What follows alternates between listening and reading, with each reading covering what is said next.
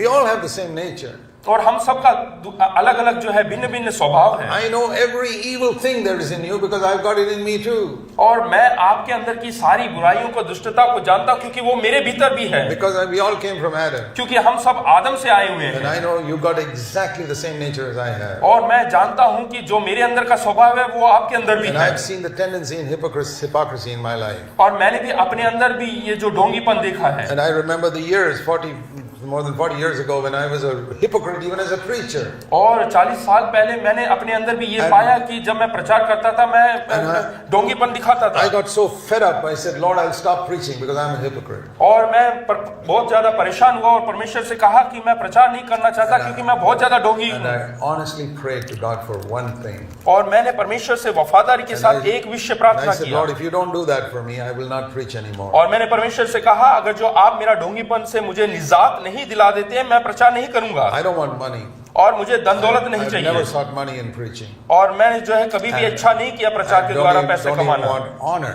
और ना ही कभी मैंने सम्मान चाहा है। But give me one thing. लेकिन मुझे एक चीज That दो, what I speak will be true in my private life. कि जो मैं बोलता हूँ वो मेरे व्यक्तिगत निजी जीवन में भी वो सच्चाई हो, That ईमानदारी I का will हो। never preach a standard which is not true in my private life. और मैं ऐसा कोई भी चीज प्रचार ना करूं जो मेरे व्यक्तिगत जीवन में, रहस्यमय जीवन में वो ना हो। And I said, Lord, you do that for me, I shall continue preaching. Otherwise, I will stop preaching and go and sit in the back of some church. और मैंने कहा, परमेश्वर ऐसा ये काम मेरे जीवन में करो, नहीं तो मैं भी जो कोई कलीसिया के पीछे जाके सो And जाऊंगा। I really meant it. और मैं ये असली में इसका अर्थ I'll समझता still be हूँ। a Christian because I love Jesus. और मैं अभी भी एक मसीह हूँ क्योंकि मैं I told the परमेश्वर Lord से that प्रेम I'll करता continue हूँ। to be a Christian. I told the Lord. मैंने लेकिन परमेश्वर से कहा कि मैं मसीही ही रहूंगा, I लेकिन will stop preaching because I'm not preaching the truth. लेकिन मैं प्रचार करना छोड़ दूंगा क्योंकि मैं सच्चाई को And प्रचार नहीं कर रहा when हूँ। God saw that I really meant it, और जब परमेश्वर ने देखा कि मैं सच्चे मन से कर रहा He हूँ, met with me. और उसने भी ऐसा ही किया। And He met with me and filled me with the Holy Spirit. और वो मुझसे मुलाकात किया और अपने पवित्र आत्मा से भर दिया। Did for me what I wanted. और जो मैं चाहता था वो कार्य उसने किया। I'll tell you what He did. और मैं बताना चाहता हूँ उसने क्या किया। Till then I was living with thou shalt not, thou shalt not. और तब तक मैं अपना जीवन जो है सारी व्यवस्थाओं के ये करना है, ये नहीं करना है करके उस व्यवस्थाओं को मानते हुए जी रहा I था। want to show you two passages of scripture. First in Exodus 20. और पहला जो है मैं बताना चाहता हूँ निर्गमन 20वां अध्याय। In Exodus 20 you read the 10 commandments. और निर्गमन का किताब 20वें अध्याय में हम 10 हुक्मों को देखते हैं, 10 आज्ञाओं को देखते हैं। Listen to them. यहाँ पे ध्यान दें। Everything is you shall not. यहाँ पे लिखा है कि तुझे करना है और तुझे नहीं करना है Verse करके। 3, you shall have no other gods but me. यहाँ पे 3 में लिखा है कि तू मुझे छोड़ किसी और को नहीं You मानना। shall not make idols. Verse 4. तू आज 4 में लिखा है तू अपने लिए कोई मूर्ति खोद कर ना You shall banana. not take the Lord's name in vain. Verse 7. और 7 में लिखा है कि तू अपने परमेश्वर का नाम व्यर्थ ना ले। You shall keep the Sabbath day holy. Verse 8. और 8 में लिखा है कि तू विश्राम दिन को मानना है, पवित्र मानना है। You shall honor your father and mother. Verse 12. और 12वां में लिखा है कि तुझे अपने माता पिता का कहना आदर करना है। You shall not murder. और Verse तू खून 13. ना करना। Verse 14. You shall not commit adultery. 14 में लिखा है तू व्यभिचार ना करना। You shall not steal. Verse 15. 15 में लिखा है तू चोरी ना You करना। shall not bear false witness against your 16 में neighbor. लिखा है तू किसी के विरुद्ध झूठी And साक्षी you ना shall देना। not covet your neighbor's anything. और 17 में लिखा है तू किसी घर के लालच ना करना। Did you see it? क्या आप लोगों ने देखा? You shall, तू you shall not, तुझे ये नहीं करना, you shall do this, आप ये करें, you shall not do that. तुझे वो नहीं करना The चाहिए। whole 10 commandments is you shall, you shall, you shall not, you shall not, you shall not. और ये पूरा जो 10 हुक्म में है तुझे तुझे करके लिखा हुआ है, तुझे ये करना है, ये नहीं करना I है। thought Christianity was this. और मैंने भी यही सोचा कि मसीह जीवन यही है। And Jesus said, come to me you who are weary and heavy laden. और प्रभु यीशु मसीह ने कहा थके मंदे हारे लोगों मेरे पास आओ। You know who he said that to? तो क्या आप जानते हैं किससे कहा? He has said that to a nation of Jews who for 1500 years had heard preachers say, you shall not. और प्रभु यीशु मसीह उस देश से कह रहा है जो 1500 साल से सुनते आ रहे हैं कि तुझे ये करना है, तुझे ये करना है, तुझे ये नहीं करना। Every priest in the Jewish system would only preach, you shall not. That's it. और हर याजक जो है वहां के यहूदी देश में यही प्रचार करता है कि तुझे ये करना है, तुझे वो करना है And they couldn't do it. और वो नहीं कर पा रहे थे। They felt more condemned. The more they heard, they felt more और condemned. जितना अधिक वो सुन रहे थे उतना अधिक अपने आप को दोषी ठहरा रहे थे। Paul says in Romans 7, before I heard the law, I felt I was alive.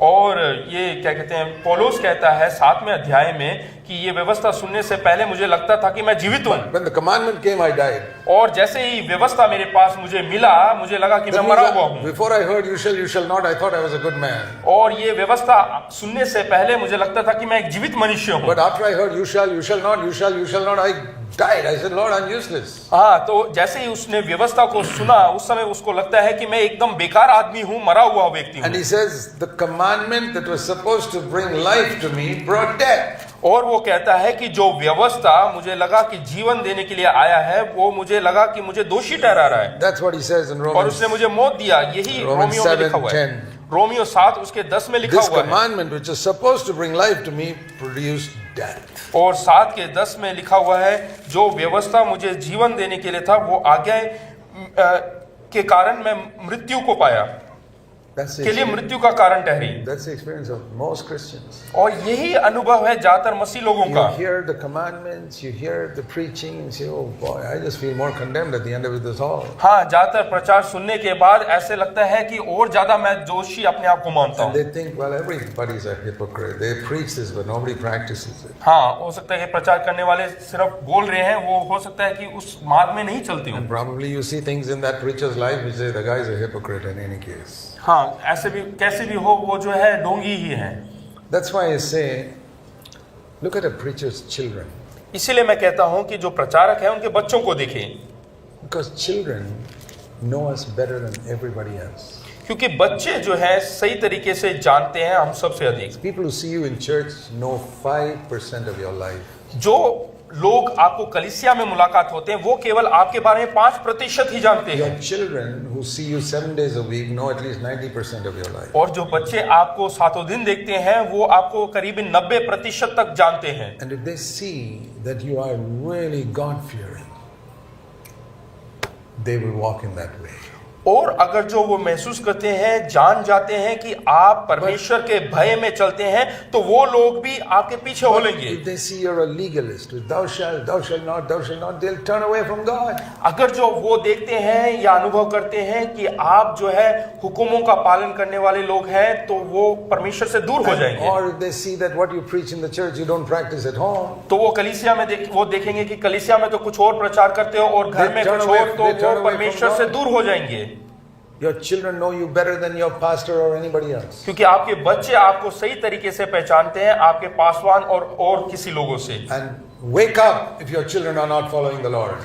और जाग जाइएगा अगर जो आपके बच्चे परमेश्वर के हुक्मों का पालन नहीं कर रहे, परमेश्वर के पीछे नहीं है तो। Point at them, they are not following the Lord. और आप जो उंगली उठाते हैं उनके ऊपर कि वो परमेश्वर के But पीछे नहीं हो रहे हैं। like they say, 3 fingers are pointing back at you. There's something wrong with you. हाँ, इसका मतलब ये है कि 3 उंगलियां आपकी ओर उठी हुई है, इसका मतलब आप सही तरीके से परमेश्वर के पीछे नहीं है। You say, how did they become like that? हाँ, आप वो पूछते हैं कि ये कैसे बन गया, They became like that because they saw your hypocrisy. और वो इस प्रकार से ऐसे बने हैं क्योंकि आपके ढोंगीपन को उन्होंने देखा है, And they saw your legalistic demand. और जो न्याय पालन है उसको जो है आप जो डिमांड कर रहे हैं वो देखा उन्होंने। That's why I always say parents need to repent first. इसलिए मैं हमेशा कहता हूं कि माता पिताओं को पहले मन फिराना है, पश्चाताप करना है। They need to fall on their face and ask God to have mercy on them. इसलिए वो अपने मुंह के बल गिरे और परमेश्वर से कहें कि परमेश्वर हम पर अनुग्रह कर, Then there'll be some hope for your children. और उसके बाद हमारे बच्चों को कुछ आशा होगी। But if you keep on pointing at the finger at them, they are to blame. They are like this. They are like that. लेकिन अगर जो आप हमेशा उंगली अपने बच्चों के ऊपर उठाएंगे और कहेंगे कि वो वैसा है करके बोलेंगे, Make sure that you don't drive them all the way to hell one day. तो ऐसा ना हो कि आप उनको जो है नरक की ओर खींच के डाल दें। This is the law. You shall not do this. You shall do this. और ये व्यवस्था है कि आपको ये करना है, तुझे ये करना है, तुझे ये नहीं करना। But see the new covenant. That is the old covenant. वो पुराना नियम है, अभी नया नियम Never देखिए। forget Exodus chapter 20. कभी ना भूले निर्गमन जो है 20वां The अध्याय, law command, the old covenant. वो है पुराना हुक्म। Now remember another chapter. और दूसरा एक किताब को आप याद Hebrews रखें, chapter 8. इब्रानियों की पत्री 8वां अध्याय, This is the new covenant. और ये है नई वाचा। Okay, the Lord says, यहाँ पे परमेश्वर कह रहा है, verse 7, the first covenant was faulty. पहला या 7वें वचन में लिखा है कि पहला जो वाचा है वो गलत था।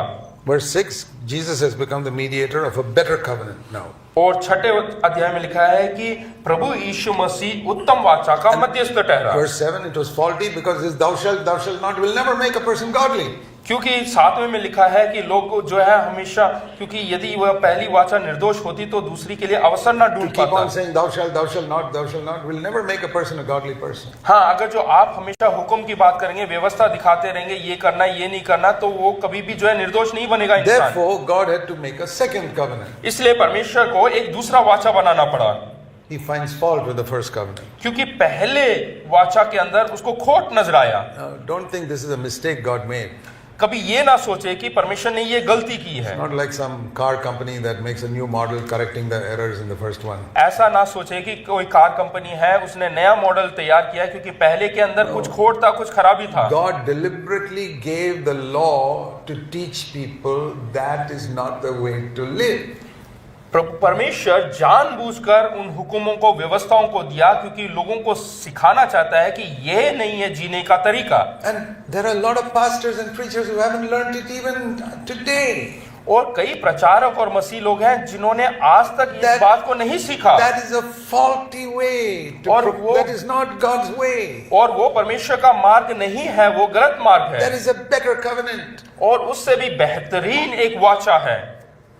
I never knew it for 16 years of my Christian life. और 16 साल मेरे मसीह जीवन में मैंने इसको नहीं पहचाना। After I was born again. और नए जन्म पाने के बाद I was defeated. और कई बार मैं पराजित होता रहा। Sin says, the Bible says, sin will rule over you when you're under law. और परमेश्वर का वचन कहता है कि अगर जो आप व्यवस्था के अधीन हो तो पाप आपके ऊपर But हुक्म when चलाता you come है। under grace and not under law, then you will be delivered from sin. हाँ, जब आपके ऊपर अनुग्रह होता है तब आप उससे छुटकारा पाते हैं। We saw पाप से। that in Romans 6:14 yesterday. हाँ, कल हमने रोमियो 6 उसके 14 में देखा था Sin will not rule over you when you Keep- get out of law and come under grace. कि जब आप व्यवस्था को छोड़कर अनुग्रह के अधीन आ जाते Okay. हैं तो पाप आपके ऊपर हुक्म नहीं चलाता।